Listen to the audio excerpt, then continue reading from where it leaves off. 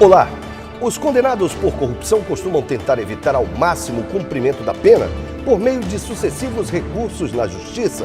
Por outro lado, fazer com que o julgamento de processos tenha um andamento mais rápido é um desafio que o judiciário tem para fazer com que as decisões finais sejam dadas em um período mais curto. A relação entre esses assuntos é o tema de hoje do Justiça Cidadã, um programa do Judiciário do Maranhão em parceria com a TV Assembleia. Veja os destaques desta edição. O lançamento do Programa de Enfrentamento à Taxa de Congestionamento Processual da Corregedoria Geral da Justiça do Maranhão. E a visita de uma comissão liderada pelo Corregedor-Geral Desembargador Marcelo Carvalho Silva a vários municípios para identificar as dificuldades nas comarcas. A discussão de boas práticas adotadas no judiciário brasileiro, o diálogo sobre os serviços extrajudiciais e as medidas para corrigir problemas foram temas debatidos no ENCOGE, o encontro do Colégio Permanente de Corregedores Gerais dos Tribunais de Justiça do Brasil, realizado em Belém. No quadro Fala aí, Juiz, o assunto de hoje é adoção. A juíza Alicia Cristina Ferraz vai esclarecer dúvidas ao público. E o quadro Juridiquês vai explicar o que significa habeas corpus. Aqui no estúdio nós vamos conversar com a juíza auxiliar da Corregedoria da Justiça, Karine Reis, responsável pelo planejamento estratégico do órgão. E com o juiz Douglas Martins, titular da Vara de Interesses Difusos e Coletivos da Comarca da Ilha.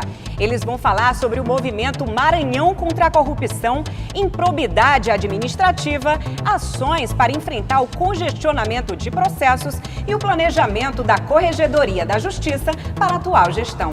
Você vai saber ainda sobre o trabalho da Justiça itinerante na comarca de Cururupu e o novo endereço da 2ª Vara da Mulher em São Luís. Agora, no Justiça Cidadã.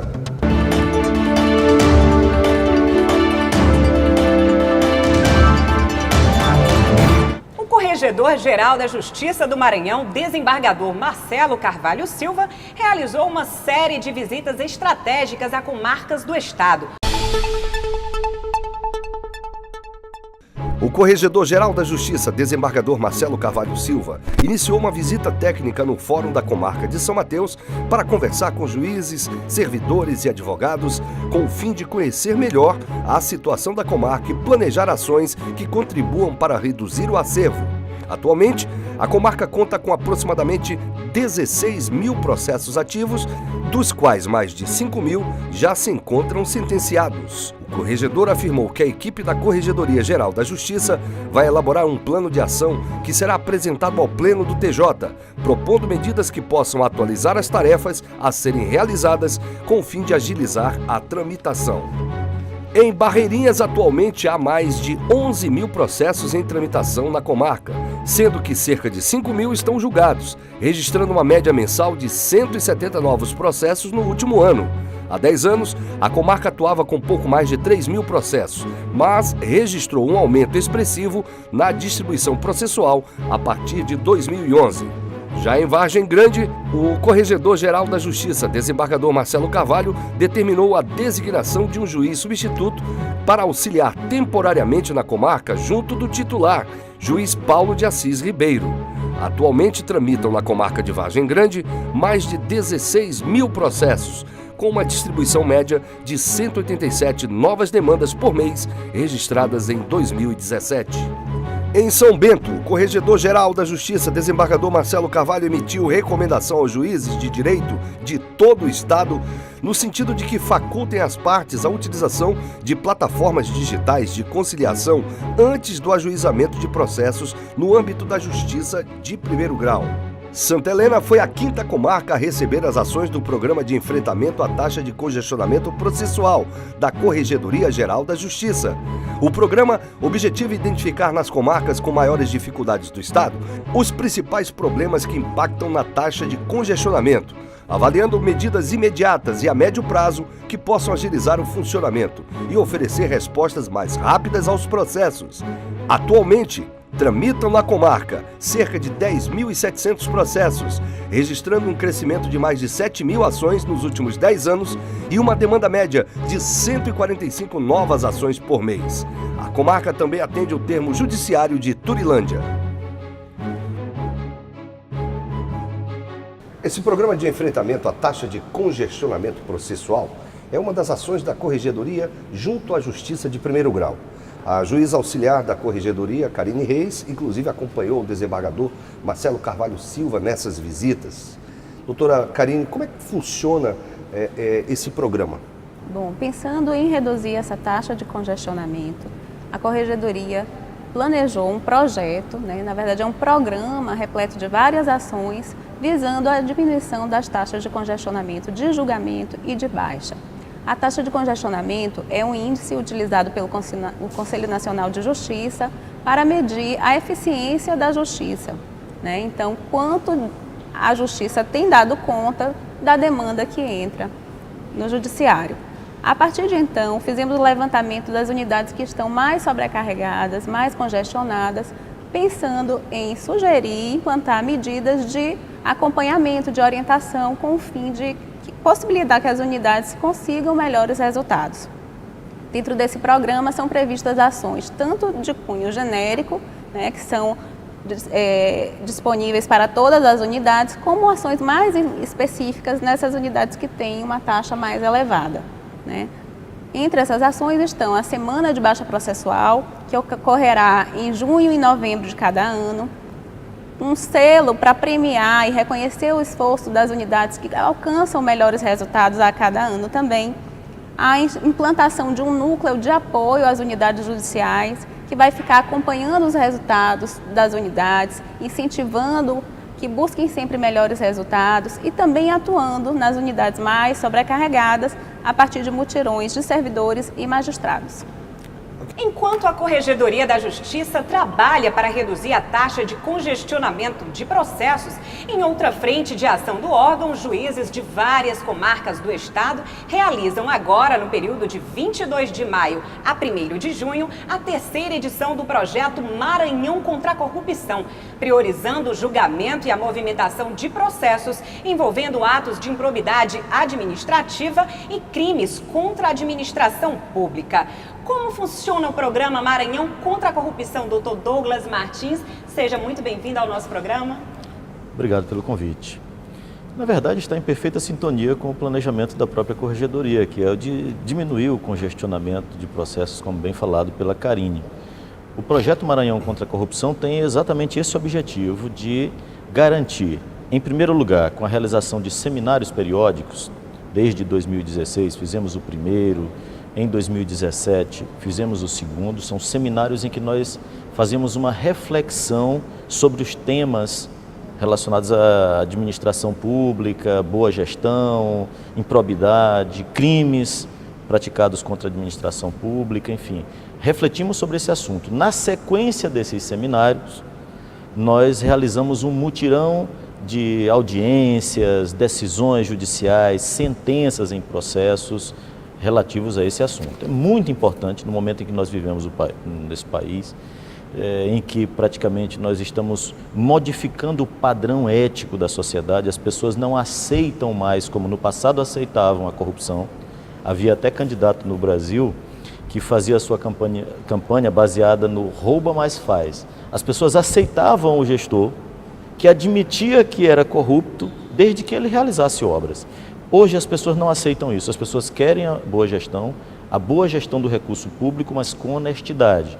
E é por isso que nós fazemos esse mutirão de julgamentos, refletimos sobre o assunto, agilizar os julgamentos, para que julgados e aqueles que efetivamente praticaram ilícitos administrativos ou ilícitos penais, devidamente julgados e condenados, eles sejam afastados da vida pública e não voltem a, de alguma maneira, causar prejuízos à administração pública. Olha, se você tem alguma dúvida sobre atividades do Judiciário, quer saber mais sobre serviços prestados ao cidadão, envie uma mensagem para o nosso WhatsApp 988804461. No próximo programa, a resposta para o que você quer saber pode estar aqui. E você, já sabe que a 2ª Vara de Combate à Violência Doméstica e Familiar de São Luís está de endereço novo? Pois é, Com o objetivo de facilitar o atendimento às mulheres em situação de violência, a vara foi transferida e já está funcionando na Casa da Mulher Brasileira, que fica localizada na Avenida Carlos Cunha, 572, bairro do Jaracati, em São Luís. A unidade é responsável por processar e julgar as medidas protetivas de urgência em favor das mulheres em situação de violência, que estão previstas na Lei Maria da Penha. Depois do intervalo, a juíza Lícia Ferraz, respondendo pela primeira vara da infância e juventude, vai falar sobre adoção no quadro Fala aí, juiz. E a discussão de boas práticas do judiciário no último encontro de corregedores da Justiça realizado em Belém. Os juízes Douglas Martins, da Vara de Interesses Difusos e Coletivos da Comarca da Ilha, e Karine Reis, responsável pelo planejamento estratégico da Corregedoria, vão falar sobre dificuldades enfrentadas pelas comarcas, penalidades a quem comete atos de improbidade administrativa e outros assuntos. A gente volta daqui a pouco.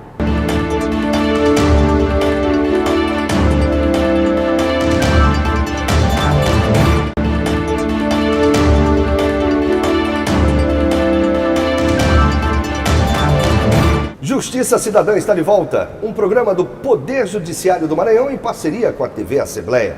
Hoje conversando com a juíza auxiliar da Corregedoria Geral da Justiça do Maranhão, Karine Reis, e com o titular da Vara de Interesses Difusos e Coletivos da Comarca da Ilha, juiz Douglas Martins. Antes de dar sequência à entrevista, nós vamos falar agora sobre o 77º Encontro do Colégio Permanente de Corregedores Gerais dos Tribunais de Justiça do Brasil, realizado em Belém.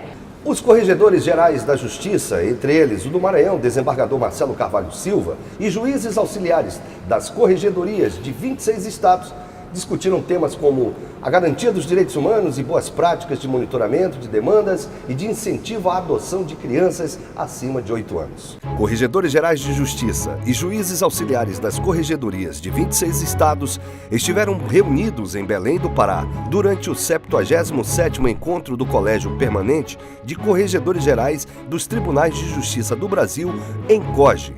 Na oportunidade foram discutidos assuntos como boas práticas adotadas no judiciário brasileiro, medidas correicionais e sobre os serviços extrajudiciais.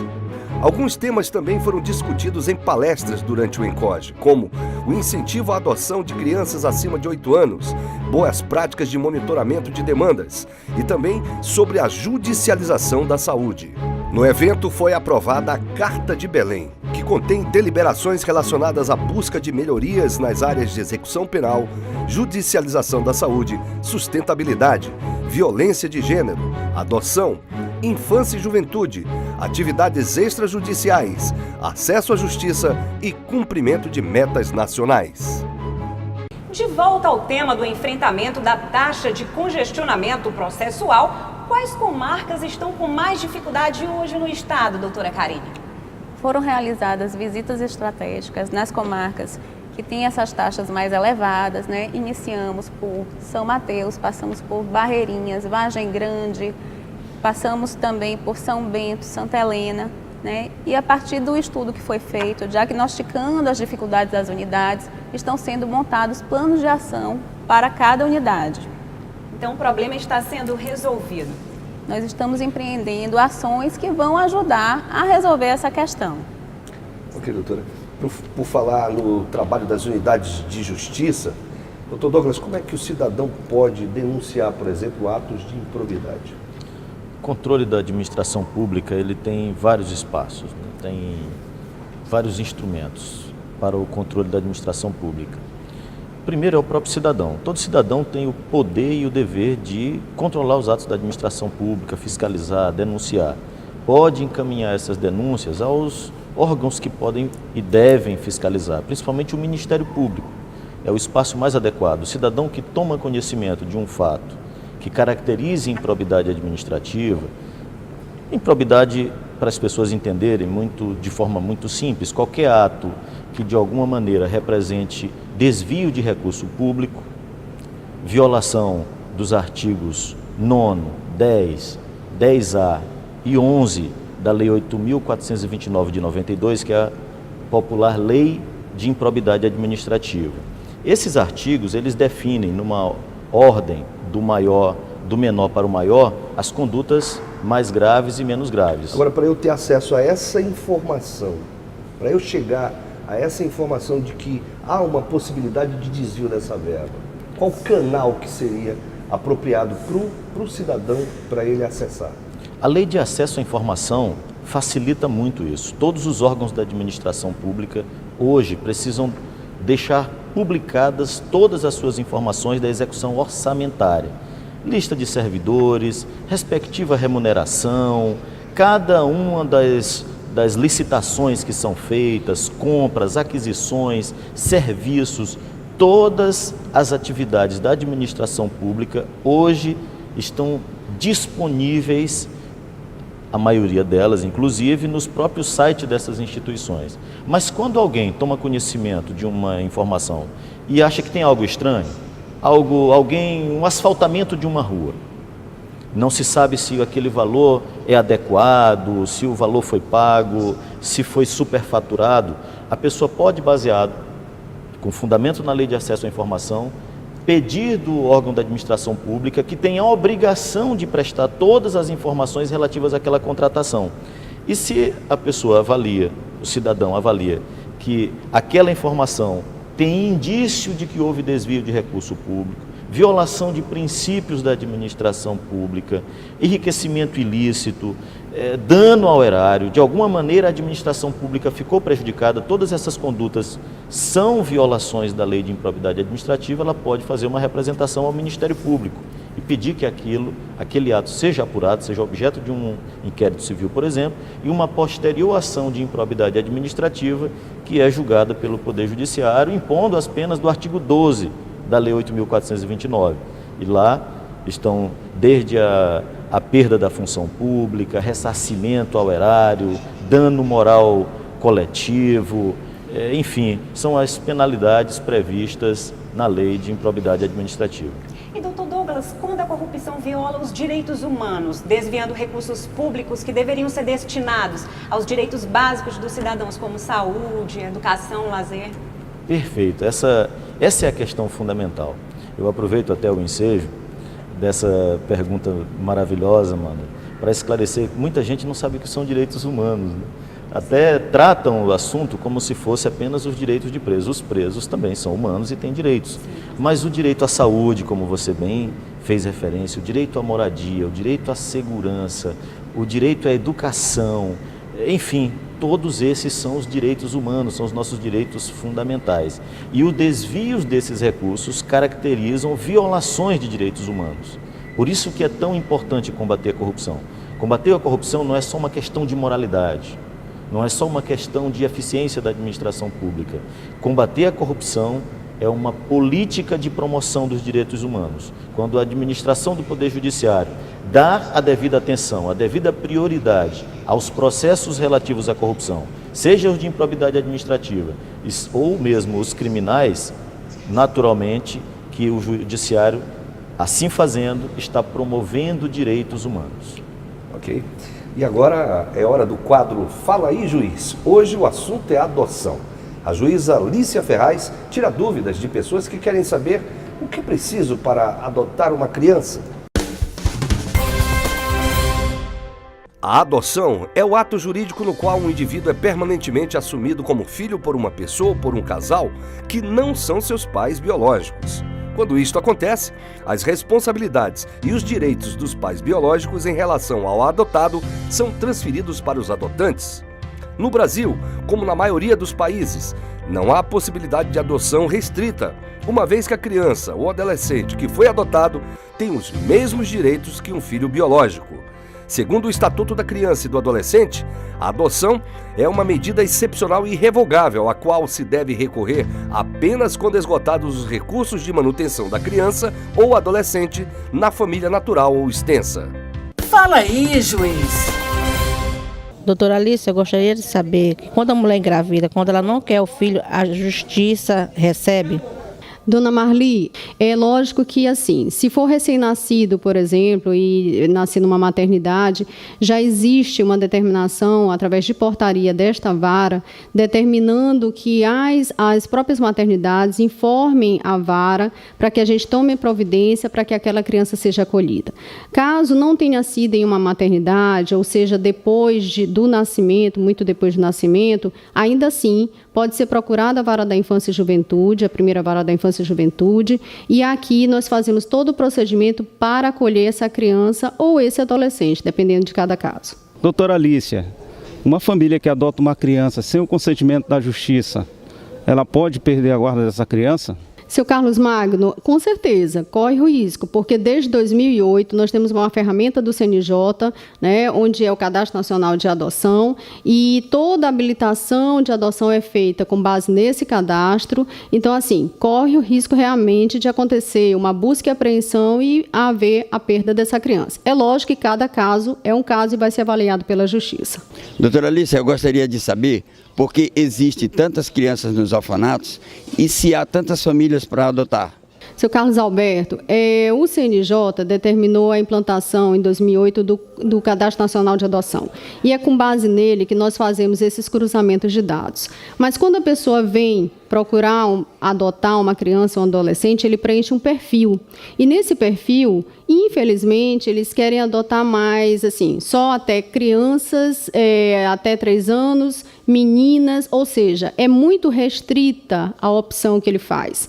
E daí a nossa dificuldade, porque os abrigos, que é como o senhor chamou de orfanato, né, são nossos abrigos, as casas de acolhimento, tem crianças maiores do que essa idade, e nem sempre são meninas. Daí essa nossa dificuldade. Corregedoria Geral da Justiça do Maranhão. A 4ª Vara da Comarca de Bacabal, que tem como titular o juiz João Paulo Melo, está promovendo a campanha Adoção Legal. O objetivo é divulgar para a comunidade o Cadastro Nacional de Adoção, buscando facilitar aos interessados encontrar uma criança apta para adoção em qualquer parte do Brasil. Você que tem um desejo muito grande em seu coração de adotar uma criança, ou você que tem uma criança, mas infelizmente não tem as mínimas condições de criar seu filho, lembre-se, a entrega e recebimento direto de crianças não é permitido. Nesse caso, você deve procurar a Vara de Infância e Juventude de sua cidade. O casal que deseja adotar uma criança deve fazer o mesmo. Lá haverá uma equipe preparada para receber você. Essa é a adoção legal. Mas quais as vantagens da adoção legal? Protege a criança de abusos, prepara a família para o estágio de convivência, dá segurança para o relacionamento entre a criança e os adotantes, amplia as possibilidades de encontrar seu filho em qualquer lugar do Brasil. Porque adotar é amar. Em todos os estados do país, existem milhares de brasileirinhos esperando por uma família. Entre em contato com a nossa equipe. Esta é uma realização da 4ª Vara da Comarca de Bacabal, Tribunal de Justiça do Estado do Maranhão. Para se informar, reclamar, sugerir ou elogiar os serviços da Justiça do Maranhão, você pode ligar para o Telejudiciário pelo 0800 707 1581. Os dias e horários de atendimento são de segunda a sexta, das 8 da manhã às 6 da tarde. Não esqueça, anote aí, 0800 707 1581. A ligação é gratuita. Com o objetivo de facilitar o acesso à justiça e estimular a cidadania em comunidades da zona rural da região, no entorno do município de Cururupu, a comarca está implantando o projeto Justiça Itinerante. A intenção é levar atendimento e serviços judiciais e extrajudiciais aos moradores das localidades. De acordo com o idealizador do projeto, juiz Douglas Lima da Guia, titular da comarca de Cururupu, o Justiça Itinerante leva postos de atendimento móveis às comunidades e ilhas distantes dos 2 municípios que formam a comarca, Cururupu e Serrano do Maranhão. Nessa primeira etapa do projeto, já receberam serviços do posto de atendimento o município de Serrano do Maranhão e o povoado de Aquiles Lisboa, pertencente a Cururupu. Os próximos locais a receberem os serviços serão também de Cururupu, o povoado Tapera de Baixo, em 14 de junho, a ilha de Guajerutiuá, em 19 de julho, e o povoado Aliança, em 16 de agosto. No dia 13 de setembro será a vez do povoado Portinho, pertencente ao município de Serrano do Maranhão. No próximo bloco, o quadro Juridiquês vai explicar o que significa habeas corpus. A juíza Karine Reis vai contar quais as ações da Corregedoria Geral da Justiça nos próximos meses para alavancar o julgamento de processos de primeiro grau. E o juiz Douglas Martins vai explicar por que foi criada a Vara de Interesses Difusos e Coletivos. Não saia daí, é já já.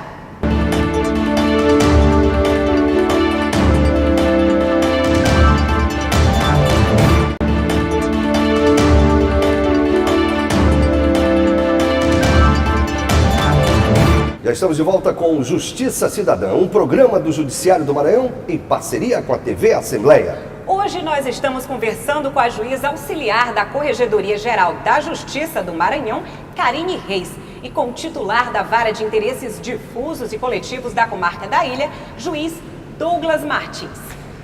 E uma coisa que muita gente se pergunta é: qual a competência e por que foi criada a Vara de Interesses Difusos e Coletivos? Dr. Douglas, com a palavra. Primeiro é bom esclarecer o que são os interesses difusos e coletivos, né? Os interesses difusos, para as pessoas entenderem bem, são os interesses transindividuais que, de alguma maneira, as pessoas entendem bem simples quando você exemplifica aqueles que são interesses de todas as pessoas ao mesmo tempo. Ninguém se apropria deles individualmente. Então, o direito à saúde, o direito à educação, o direito ao meio ambiente equilibrado, são os direitos difusos. Os direitos do consumidor, de regra, quando é discutido aqueles temas que afetam todos, como a propaganda enganosa. Então, esses são os direitos difusos. Atingem de forma igual todas as pessoas. E bom, por que criar uma vara para cuidar desses assuntos? De regra, as ações que tratam de interesses difusos e coletivos, elas atingem, em função do que caracteriza esses direitos, muitas pessoas, toda uma cidade, às vezes todo um estado. Então, é importante que esses processos tenham uma prioridade de tramitação. Eles são mais complexos para julgar. De regra, são ações civis públicas, ações populares, mandado de segurança coletivo.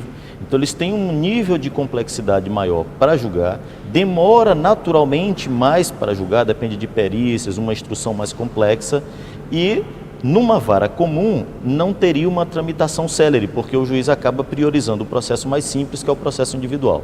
Agora nós não temos, com a vara de interesses difusos, essa possibilidade, porque só tem processo complexo, só tem processo difícil, só tem processo que atinge muitas pessoas.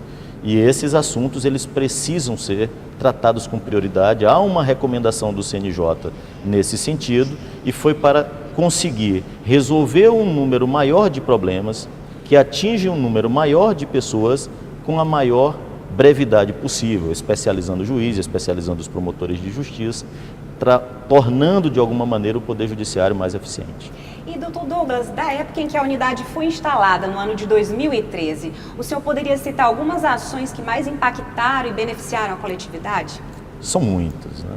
São Luís, um exemplo, 2015, nós tivemos uma ação na Vara de Interesses Difusos questionando o cartel dos combustíveis. Eu não sei se todos lembram aqui, mas em 2015 o Maranhão, São Luís, tinha o combustível mais caro do país.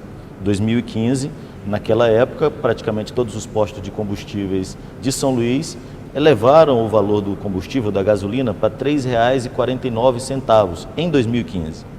Naquela época foi proposta uma ação para discutir exatamente e impedir que fosse formado o cartel. Foi concedida uma tutela de urgência e, nos últimos anos, o combustível de São Luís é o mais barato do país. Não que combustível seja barato, eu sei que as pessoas ouvem isso e dizem, mas combustível é caro. Mas é caro mesmo, mas é, dentre os caros, o mais barato do país, graças a uma ação na Vara de Interesses Difusos. Seria o menos caro. Seria o menos caro do país, não é o mais barato, é o menos caro.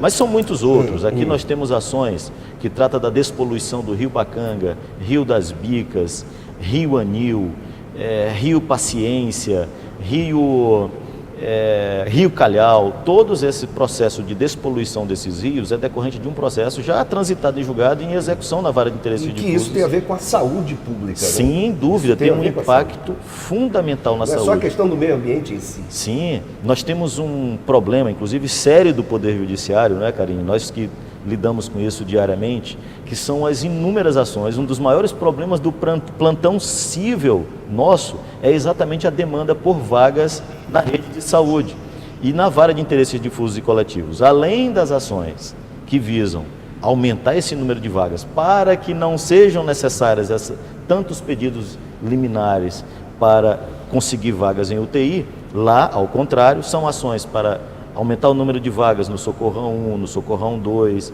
criar melhores condições, hospital de traumatologia, tratamento para as pessoas com deficiência, fornecimento de insumos para as pessoas com deficiência que deles necessitam. Então são muitas ações, todas voltadas a atender o direito à saúde. Nós temos outros mais relacionados ao direito das pessoas com deficiência, como acessibilidade. Aqui mesmo, onde estamos gravando esse programa, na Assembleia Legislativa, uma ação da Vara de Interesses Difusos para garantir a acessibilidade para pessoas com deficiência na Assembleia Legislativa. Outro que tem um objetivo mais amplo, maior e mais difícil de alcançar, que é a acessibilidade em todas as calçadas de São Luís. Uma pessoa com deficiência, uma pessoa idosa não consegue transitar, não consegue caminhar em São Luís. O direito de ir e vir. Nós temos, andando nas ruas de São Luís, temos aquela sensação de que é uma cidade de jovens.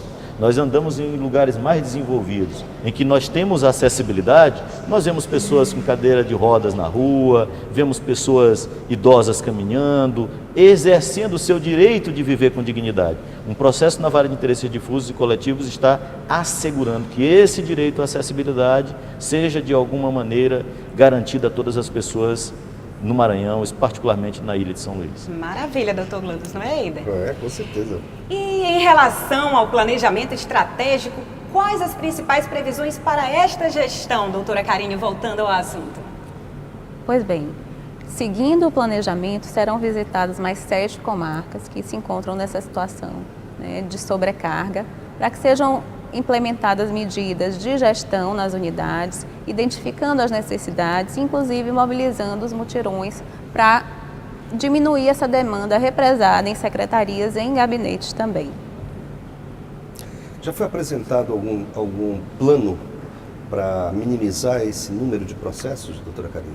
Sim, a cada unidade visitada é elaborado um relatório da visita estratégica contendo um plano de ações preparatórias para cada unidade, e essas ações irão subsidiar, melhor dizendo, as ações seguintes.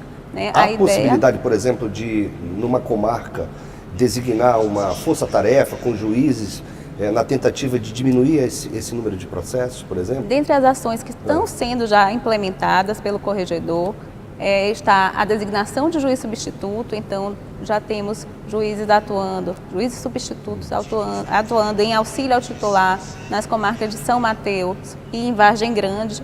Né? Haverá também essa mobilização, essa força-tarefa de servidores e magistrados em mutirões em secretarias e gabinetes, e além disso, o auxílio na gestão e organização da unidade. Agora, o quadro Juridiquês traz uma expressão que quase todo mundo já deve ter ouvido falar: habeas corpus. Mas você sabe o real significado dessas palavras? Acompanhe aí. Juridiquês. A expressão habeas corpus, apesar de ter origem estrangeira, é popular na boca do povo e usada naturalmente nos noticiários brasileiros. Se fosse falado pelo bom português, traduzido ao pé da letra, falaríamos a estranha expressão que tenhas o teu corpo. Mas o que significa essa medida jurídica, que é um direito do cidadão garantido pela Constituição brasileira? Habeas corpus, meio extraordinário de garantir e proteger com presteza todo aquele que sofre violência ou ameaça de constrangimento ilegal na sua liberdade de locomoção, por parte de qualquer autoridade legítima. Anota aí. E uma última notícia, a Corregedoria Geral da Justiça vai participar da 25ª Ação Global, promovida pelo SESI do Maranhão e Rede Globo TV Mirante, inscrevendo casais para a edição 2018 do Casamento Comunitário de São Luís, o maior do estado. A ação global deste ano será realizada no dia 26 de maio, das 8 da manhã às 5 da tarde, no Multicenter Sebrae, com o tema SESI, Educando para Transformar. Muito obrigada, doutora Karine Reis, pela participação no nosso programa. A Corregedoria agradece a parceria, essa oportunidade de estar aqui falando dos projetos que são tão importantes para a nossa população. Ok, obrigado também ao juiz, doutor Douglas Martins. Eu é que agradeço, parabéns pelo programa, temas interessantes, perguntas que nos deram a oportunidade de refletir aqui sobre esses assuntos que são interessantes para o judiciário, mas principalmente para toda a sociedade. E você, quer mandar uma pergunta para a gente? Quer reclamar, sugerir, elogiar? Então envie uma mensagem para o 988804461. E chega ao fim mais uma edição do Justiça Cidadã, programa do Judiciário Maranhense em parceria com a TV Assembleia. Sempre aos sábados ao meio-dia, com reapresentação às segundas e quartas às 9 da noite. Até a próxima edição. Até lá!